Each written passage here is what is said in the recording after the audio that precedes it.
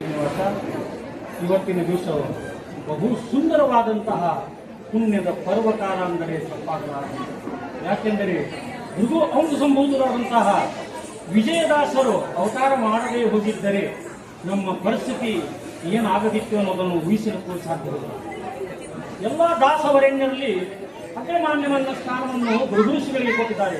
ಕೃಷ್ಣ ಪರಮಾತ್ಮ ಕೇಳ್ತಾ ಇದ್ದಾನೆ, ನಿನ್ನ ಸನ್ನಿಧಾನ ಎಲ್ಲಿದೆ ಎಂದಾಗ ನನ್ನ ಹೆಚ್ಚಿನ ಸನ್ನಿಧಾನ ಭೃಗುಋಷಿಯಲ್ಲಿದೆ ಅಂತಾನೆ.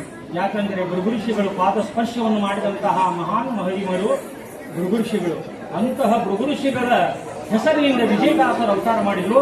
ಇದನ್ನು ಶ್ರೀ ಶ್ರೀ ಸತ್ಯಾತ್ಮ ತೀರ್ಥ ಶ್ರೀಪಾದಂಗಳವರ ನಾಮಕರಣ ಮಾಡಿ ಇದು 7 ವರ್ಷದವರೆಗೆ ನಿರಂತರವಾದಂತಹ ಅವಿರತ ಆ ಭಗೀರಥ ಯಾವ ರೀತಿಯಾಗಿ ಭೂಮಿಯನ್ನು ಗಂಗೆಯನ್ನು ತಂದು ಪಾವನ ಮಾಡಿದನೋ ಅದೇ ರೀತಿಯಾಗಿ ಈ ಸೇವಾ ಬಳಗದಲ್ಲಿ ಹಾಡಿದಂತಹ 42,000 ಜನಸಂಖ್ಯೆಯಲ್ಲಿ ಸುಮಾರು 5,000 ಸಂಖ್ಯೆಯ ಸದಸ್ಯರು ನಿತ್ಯ ಮನೋಧರ್ಮದ ಎಂಬುವ ಥೀಮದಲ್ಲಿ ಮನೋಧರ್ಮಕ್ಕನುಗುಣವಾಗಿ ಹಾಡಿ ತಮ್ಮ ಜೀವನವನ್ನು ಪಾವನ ಅವರು ಮಾಡಿಕೊಳ್ಳಿಲ್ಲ. ನಮ್ಮ ಎಲ್ಲ ಅಡ್ಮಿನ್ ಮಾಡರೇಟರ್ಸ್ಗಳ ಜೀವನವನ್ನೇ ಪಾವನ ಮಾಡಿದರೆಂದರೆ ಅತಿಶೋಕ್ತಿ ಏನಲ್ಲ, ಅದು ತಪ್ಪಾಗಲಾರದು. ಇದರ ಕೀರ್ತಿ ಶ್ರೇಯಸ್ಸು ಏನೇನು ಇದ್ದರೂ ಕೂಡ ಎಲ್ಲ ಹಾಡಿದಂತಹ ಭಾಗವಹಿಸಿದಂತಹ ಶ್ರೀ ಸರ್ವ ಸದಸ್ಯರ ಗಾಯಕರಿಗೆ ಸಲ್ಲುತ್ತದೆ.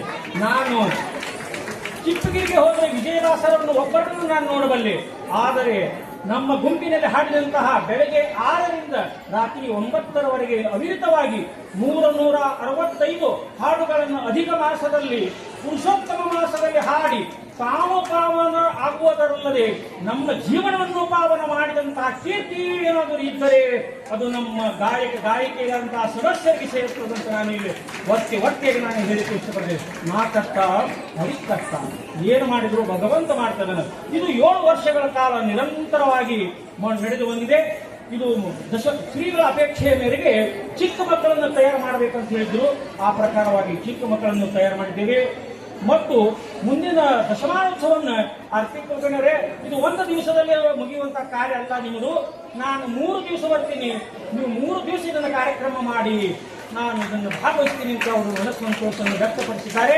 ಅದರ ಅನುಗುಣವಾಗಿ ಈ ವರ್ಷದಿಂದಲೇ ನಾವು ಅದನ್ನು ಅನುಷ್ಠಾನಕ್ಕೆ ತರಲಿಕ್ಕೆ ಪ್ರಯತ್ನವನ್ನು ಮಾಡಿದ್ದೇವೆ.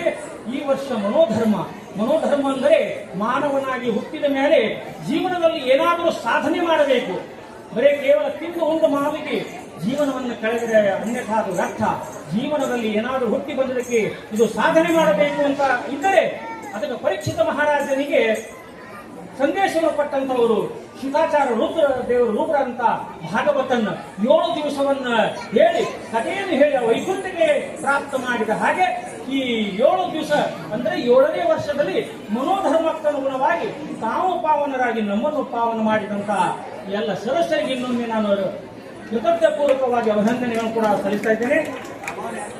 ಇದು ಅವಾರ್ಡ್ ಯಾವಾಗ ಎದಕ್ಕೆ ಕೊಡ್ತಾ ಇದ್ದೇವೆ ಅಂದ್ರೆ ಯಾವ ವ್ಯಕ್ತಿ ಅವ್ರು ಸಣ್ಣವರಿರಲಿ ದೊಡ್ಡವರಿರಲಿ ಚಿಕ್ಕವರಿರಲಿ ವೃದ್ಧರಿರಲಿ ಯಾರೇ ಇರಲಿ ಬೆಳಿಗ್ಗೆ ತಪ್ಪದೆ ಈಗೆಲ್ಲರೂ ಅಂತ ಇದ್ದಾರೆ. ಕುಲಕರ್ಣಿ ಸರ್ ಇದು ಸೇರಿದ್ದು ಫಸ್ಟ್ ಇಯರ್ ಆಯಿತು, ಸೆಕೆಂಡ್ ಇಯರ್.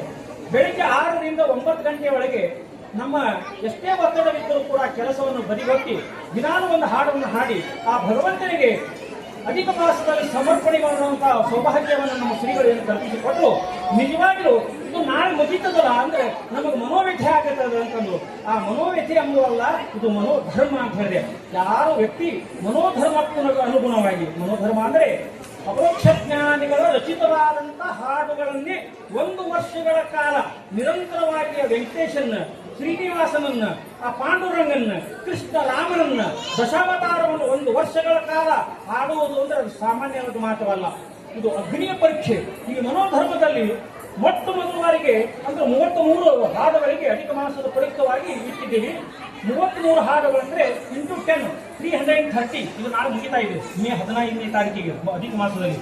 ಇಂತಹ ಹಾಡುಗಳನ್ನು ಹುಡುಕಿ ಹಾಡುವುದು ರಾಗ ಸಂಗೀತ ಮಾಡುವುದು ಬಹಳ ಕಷ್ಟಕರ. 33 ಹಾಡುಗಳನ್ನು ಪೂರ್ಣ ಮಾಡಿದವರು ಮೊಟ್ಟ ಮೊದಲು ನೋಡಿದಾಗ 1ರಿಂದ 156 ಜನರು ಸುಲಭವಾಗಿ ಮುಗಿಸಿದರು. ಆದರೆ 9ನೇ ಹಂತ ಪ್ರವೇಶ ಮಾಡಿ 10ನೇ ಹಂತ ಪ್ರವೇಶ ಮಾಡಿದಾಗ 297 ಹಾಡುಗಳನ್ನು ಪೂರ್ಣ ಮಾಡಿದಂಥವರು 150 ಜನರಲ್ಲಿ ಕೇವಲ 37 ಜನರು ಮಾತ್ರ. ಅಂದರೆ ಎಷ್ಟು ಕಠಿಣವಾಗಿದೆ ಅನ್ನೋದನ್ನು ತಿಳ್ಕೊಬೇಕು. ನೀರನ್ನು ಇಲ್ಲಿ ಇಳಿದಾಗೆ ಗೊತ್ತಾಗ್ತದೆ ನೀರಿನ ಆಳ.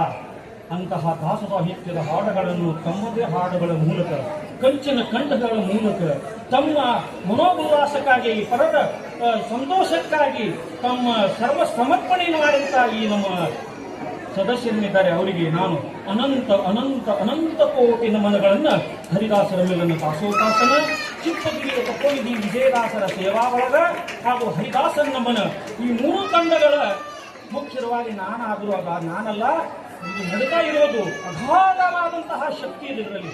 ನಾನು ಇನ್ನೊಬ್ಬರಿಗೆ ಹೇಳಿದೆ, ದಯಮಾಡಿ ತಪ್ಪು ತಿಳ್ಕೊಬೇಡ್ರಿ, ನಾನು 5-10 ನಿಮಿಷ ಕೂತು ನನ್ನ ತಲೆ ತಿರುಗುತ್ತದೆ ಅಂತ ನನಗೆ ಮೆಸೇಜ್ ಮಾಡಿ ತೋರಿಸ್ತೀನಿ. ನಾನೇ ಹೇಳಿದೆ, ನಿಮ್ಮ ದೇವರಲ್ಲಿ ನಂಬಿಕೆ ಇಲ್ಲ, ಶ್ರೀನಿವಾಸನಲ್ಲಿ ನಂಬಿಕೆ ಇಲ್ಲ. ನೀವು ಈಗ ಕಾರ್ಯಕ್ರಮಕ್ಕೆ ಬಂದು ಮುಂಜಾನೆ 7ರಿಂದ ಸಾಯಂಕಾಲ 7ರವರೆಗೆ ಈ ಕಾರ್ಯಕ್ರಮವನ್ನು ನೋಡಿ 5 ನಿಮಿಷ ನಿಮ್ಮ ತಲೆ ತಿರುಗುತ್ತಂದ್ರೆ ಮುಂದಿನ ವರ್ಷದ ದಾಸರ ಹಾಡುಗಳನ್ನು ಹಾಡೋದು ಬಂದ್ ಮಾಡ್ತೀನಿ ಅಂತ ಪ್ರತಿಜ್ಞೆ ಮಾಡಿದೆ. ಅಷ್ಟು ಅಚಲವಾದಂಥ ನಂಬಿಕೆ ನಮ್ಮಲ್ಲಿ ಬೇಕು. ಅಂದಾಗ ಭಗವಂತ ಕೈಗೂಡಿಸ್ತಾನೆ. ಆದರೆ ನಾನು ಮಾಡಿಲ್ಲ, ನನ್ನ ಬಿಂಬಮೂರ್ತಿ ಪರಮಾತ್ಮ ವಿಜಯಪೀಠ ಮಾಡಿಸಿದ್ದಾನೆ. ಅದರಂತೆ ಇದಕ್ಕೆ ಮುಖ್ಯವಾಗಿ ನಾನಲ್ಲ, ಕೇವಲ 2 ತೇಜೋ ಮೂರ್ತಿಗಳು ಕಾಣದ ಕೈಯಿಂದ ಕೆಲಸವನ್ನು ಮಾಡ್ಯಾರ. ನಾವು ಮಾಡ್ತಾ ಇರ್ಬೋದು 3 ತಿಂಗಳಿಂದ. ಆ 3 ತಿಂಗಳ ಸಮಗ್ರವಾದಂತಹ ಚಿತ್ರಣವನ್ನ 12 ತಾಸುಗಳಲ್ಲಿ ಶ್ರೀಗಳನ್ನು ಕರೆದುಕೊಂಡು ಬಂದು ಎಲ್ಲರಿಗೂ ಸಮರ್ಪಕವಾದಂತಹ ಅಮೃತವನ್ನ, ಅದಕ್ಕೆ ಹೋದ ವರ್ಷ ದಾಸಾಮೃತ ಅಂತಿದ್ದೇವೆ, ಈ ಮನೋಧರ್ಮದ ಆ ಅಮೃತವನ್ನು ತಮ್ಮ ಮನೋಧರ್ಮಕ್ಕನುಗುಣವಾಗಿ ಉಣಬಡಿಸಿದಂತ ವ್ಯಕ್ತಿ ಏನಾದರೂ ಇದ್ದಾರೆ ಅಂದ್ರೆ ಕೇವಲ 2 ವ್ಯಕ್ತಿಗಳು, ಅವ್ರು ಯಾರು ಬೇರೆ ಯಾರಿಲ್ಲ. ಅಖಿಲ ಭಾರತ ಮಧ್ಯಮ ಮಹಾಮಂಡಲದ ಪ್ರಧಾನ ಕಾರ್ಯದರ್ಶಿಗಳು ಶ್ರೀಪಾದ್ ಸಿಂಗರ್ನಲ್ಲಿ. ಅವರಿಗೆ ಇದು ಹೋಗಬೇಕಾದಂತೆ ಪಂಡಿತೋತ್ತಮರಾದಂತಹ ಮೇಲುಗಡೆ ಬರಬೇಕು ಅವರು ಪದ್ಮನಾಭ್ ವರಖೇಡಿ ಅವರು, ವರಖೇಡಿ ಸರ್ ಅವರು, ಇವರು ಇಬ್ಬರ ಕಾರುಣ್ಯದಿಂದ ಇದು ಸತತ 7 ವರ್ಷಗಳ ಕಾಲ ಬಂದದ. ಮುಂದಿನ ವರ್ಷದ ಥೀಮು 26-27 ಮನೋಧರ್ಮ ಈ ವರ್ಷ. ಆದರೆ ಮುಂದಿನ ವರ್ಷದ ಥೀಮು ಪರ್ವಕಾಲ. ಮುಂದಿನ ವರ್ಷದ ಹೆಸರು ಪರ್ವಕಾಲದಲ್ಲಿ ಯಾರು ಆ ಪರ್ವಕಾಲವನ್ನು ಸಮಗ್ರವಾಗಿ ಉಪಯೋಗ ಮಾಡ್ತಾರೆ ನೋಡಿದಾಗ 28ರಲ್ಲಿ ಅದೇ ಸಂಕಲ್ಪವನ್ನು ಮಾಡ್ತಾರೆ ಅವರು. 28ರಲ್ಲಿ ಈ ಮುಂದಿನ ವರ್ಷ ಪರ್ವಕಾಲದಲ್ಲಿ ಪ್ರವೇಶ ಮಾಡಿ 28ರಲ್ಲಿ ಸಂಕಲ್ಪವನ್ನು ಮಾಡ್ತಾರೆ. ದಶಮಾನೋತ್ಸವದಲ್ಲಿ ಅಶ್ವಮೇಧ ಯಾಗ ಮಾಡಿ ಇಂದ್ರ ಪದವಿಗೆ ಹೋಗುವಂತ ಅವಕಾಶವನ್ನು ಸದ್ಭಕ್ತರಿಗೆ ಬರ್ತಾ ಇದೆ. ಇದು ದಶಮಾನೋತ್ಸವದ ಈಗಿಂದಲೇ ಇರತಕ್ಕಂತಹ ಸಿದ್ಧತೆ. ಹರೇ ಶ್ರೀನಿವಾಸ, ಹರೇ ಶ್ರೀನಿವಾಸ.